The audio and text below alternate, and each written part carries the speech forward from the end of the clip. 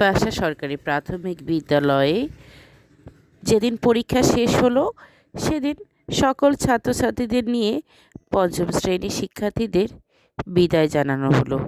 আর সেদিন আগের দিন ছিল পরীক্ষার শেষের দিন, তাই পরীক্ষা শেষে সবাই একটু হাঁপ ছেড়ে যেন বাঁচল। তার উপরে বিদ্যালয়ের একজন শিক্ষিকারও বিদায় ছিল সেদিন। শিক্ষিকার নাম অঞ্জনা রানী কর্মকার। তিনিও এই বিদ্যালয়ে বহু বছর শিক্ষকতা করেছেন, তাই শিক্ষার্থীদের মনে তার প্রতি ছিল অসীম ভালোবাসা ও অনুরাগ। তাই এদিন একই সাথে বিদায়ের সুর। অন্যদিকে যখন এই পঞ্চম শ্রেণীর শিক্ষার্থীরা মাধ্যমিক পর্যায়ে যাবে, তাই তাদের মনে এক নতুন স্বপ্নের হাতছানি। এইরকম স্বপ্ন, আশা এবং এক নতুন অধ্যায় সূচনার এই লগ্নে তাদের ভিতরে ছিল এক অন্যরকম অনুভূতি। আর শিক্ষক তারা তো মনে হয় যেন তাদের শিক্ষার্থীদের ছাড়তে চান না, আবার শিক্ষার্থীও যেন শিক্ষকদের ছেড়ে যেতে চান না।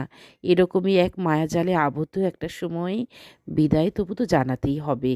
তাই দোয়া, আশীর্বাদ, ভালোবাসায় মুখর একটা দিন। শিক্ষক শিক্ষার্থীরা মিলে খাওয়া দাওয়া সাথে যোগ দিয়েছিলেন জেলা প্রাথমিক শিক্ষা অফিসার, উপজেলা শিক্ষা অফিসার, সহকারী উপজেলা শিক্ষা অফিসার সহ কমিটির লোকজন, এলাকার লোকজন, কিছু মায়েরা।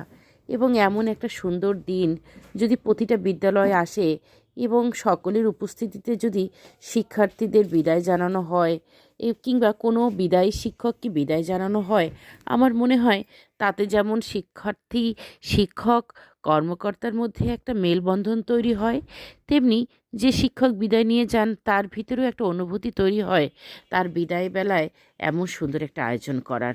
আর শিক্ষার্থীদের ক্লাস পার্টি আসলে আমি এটাকে অন্যভাবেও দেখি না, কারণ যখন কোনো একটা আনন্দঘন দিন সবাই মিলে সামান্য কিছু খাওয়া দাওয়া করা হয়, একসাথে একটু সময় কোনো সহশিক্ষাক্রমিক কার্যাবলীতে দিনটা কাটানো হয়, পড়াশোনার বাইরে একটা দিন হোক না একটু আনন্দময়, তাতেই বা ক্ষতি কী? আর বিদায়ের গানের সাথে, বিদায়ের নাচের সাথে যখন আমরা একটা দিন কাটাই, তাতে শিক্ষার্থী অন্য ক্লাসে যারা রয়েছে তারা যেমন কোনো বিদায়ের গান গাইতে পারে, তেমনি তাদের